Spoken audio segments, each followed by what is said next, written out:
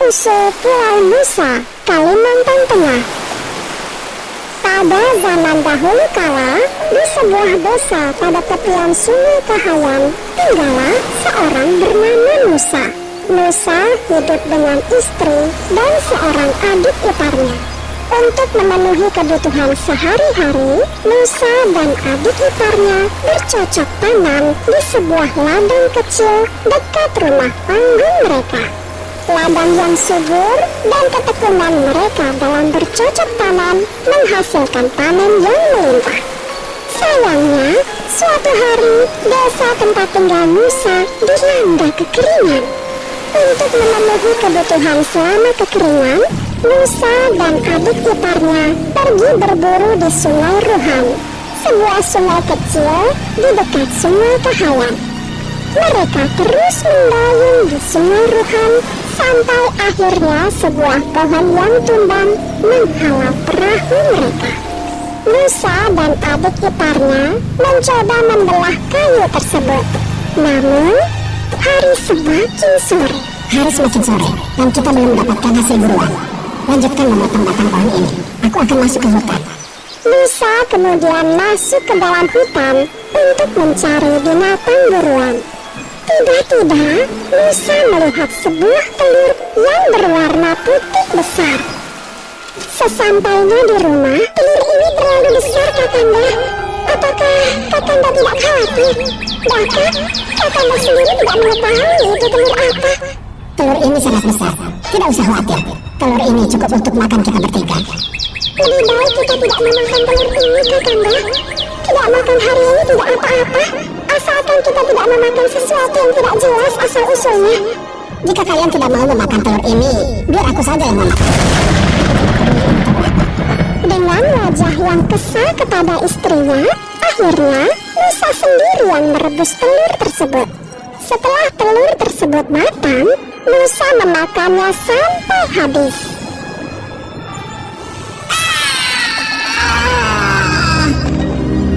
Nusa terlihat panik. Seluruh tubuhnya muncul bercak-bercak merah. Rasanya sakit dan gatal. Istri dan adik ipar Nusa datang membantu menggaruk tubuh Nusa. Mukanya menjadi sembuh. Bercak-bercak merah di tubuh Nusa berubah menjadi sisik.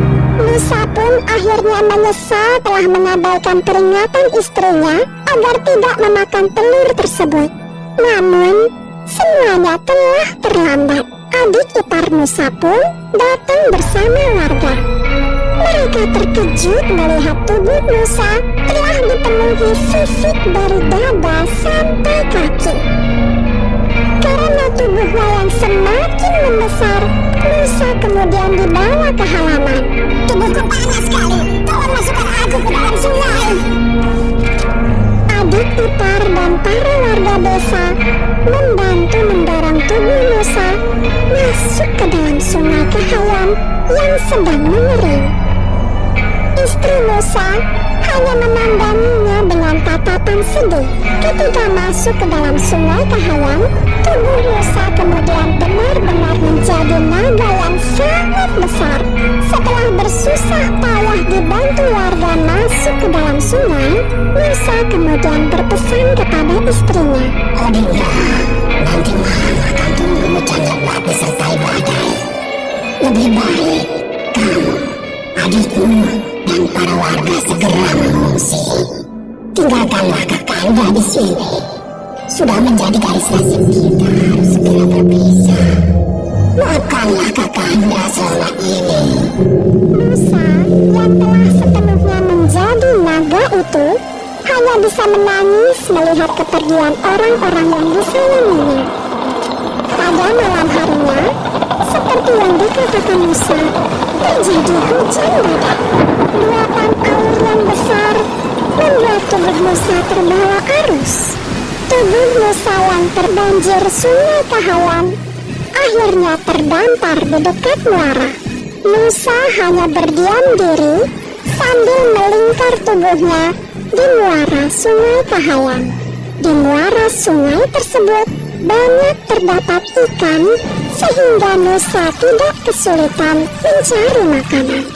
Kehadiran Nusa di muara tersebut membuat ikan-ikan menjadi cemas akan keselamatan mereka.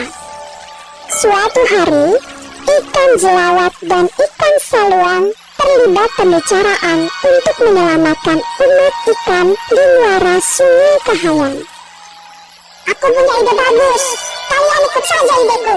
Bagaimana caranya kita mengusir naga Nusa dari sini? Kalian harus tenang. Tunggu saja perintahku. Yang penting, kalian semua siap membantuku. Tuan Nusa, aku tadi bertemu seekor naga jahat yang besarnya sama denganmu. Naga jahat itu tahu engkau tinggal di sini. Dia memintaku untuk menyampaikan tantangan berkelahi kepadamu. Berani sekali dia menantangku. Aku tunggu dia besok di sini.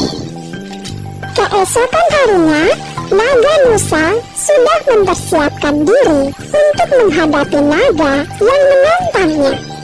Sambil melakukan pemanasan, Nusa merasa aneh, tidak ada seekor ikan pun yang terlihat. Namun, Nusa berpikir ikan-ikan ketakutan akan adanya perkelahian besar dua ekor naga. Nusa menunggu musuhnya hingga matahari condong ke barat. Namun, musuh yang ditunggu tidak kunjung datang. Nusa pun mengantuk dan tertidur. Ternyata, sedari tadi, ikan saluang mengintip Nusa dari jauh dan mendekatinya ketika Nusa tertidur. Tuan Nusa! Tuan Nusa! Bangun! Musuhnya datang! Nusa terkejut dan menggeliat menoleh ke sana kemari mencari musuhnya. Nusa melihat ekor yang sedang berputar dan tanpa pikir panjang langsung menggigitnya. Ketika menggigit ekor tersebut, Nusa merasa ada yang aneh. Nusa memandang ekor yang sedang digigitnya dengan seksama. Ternyata Nusa menggigit ekornya sendiri. Nusa berteriak kesakitan karena ekornya putus. Dan yang lebih menyakitkan bahwa dia sendiri yang menggigit ekornya. Melihat ekor Nusa yang telah putus, maka ikan saluang segera mengambil ikan-ikan lainnya yang jumlahnya ribuan untuk menyerang ekor Nusa yang terluka. Wahai umat ikan di muara Kahayan yang selama ini dijajah naga Nusa, saatnya untuk membebaskan diri kalian dari penjajahan ini. Segera serang dan gigit ekor naga Nusa yang terluka. Dengan serentak, ribuan ikan dari berbagai jenis menyerang ekor naga yang terluka. Naga Nusa lari ke kemari menyelamatkan ekornya. Naga akhirnya kelelahan dan tidak sanggup lagi untuk lari. Jumlah ikan yang mengerubuti ekornya semakin banyak. Nusa hanya bisa berdiri sambil kelelahan. Nafasnya tersengal-sengal dan dia pun menangis. Nusa akhirnya tidak mampu bertahan. Tubuhnya ambruk dan tidak bergerak lagi. Naga Nusa yang perkasa itu akhirnya mati.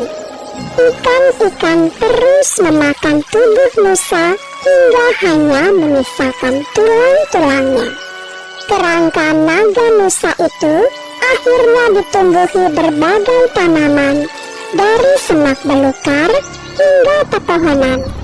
Akhirnya, lama-kelamaan, kerangka Nusa menjadi sebuah pulau. Pulau tersebut kemudian dikenal dengan nama Pulau Nusa. Letaknya di aliran Sungai Kahayan, Kabupaten Pulang Pisau, Kalimantan Tengah.